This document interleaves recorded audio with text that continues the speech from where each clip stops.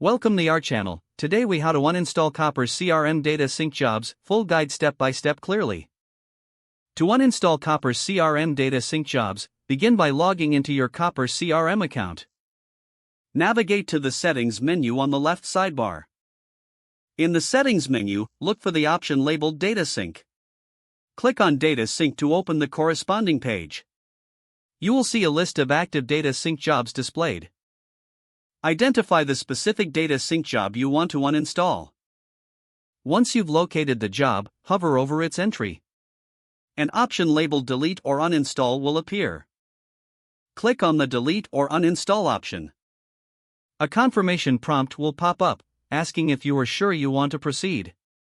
Review the confirmation prompt carefully. If you are certain, click on the Confirm button to proceed. The system will process the request and uninstall the selected data sync job. Once uninstalled, you will receive a notification confirming the action.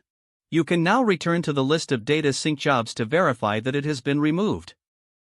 If needed, repeat these steps for any additional data sync jobs you wish to uninstall. Always check your data sync settings after making changes to ensure everything is functioning as expected. That's it. You have successfully uninstalled the Copper CRM data sync job. If the page does not load, refresh the browser or try again in a private or incognito window.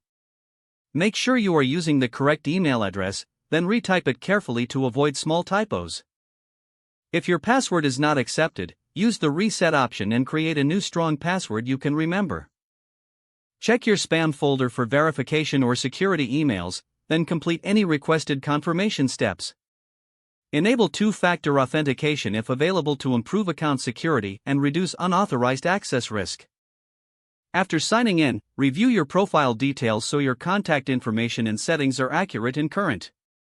If you see an error message, note it down and try again after restarting your device and internet connection. Log out when you finish, especially on shared devices, to keep your account and payment information secure. If the page does not load, refresh the browser or try again in a private or incognito window. Make sure you are using the correct email address, then retype it carefully to avoid small typos. Don't forget to like this video and subscribe to our channel for more step-by-step tech guides.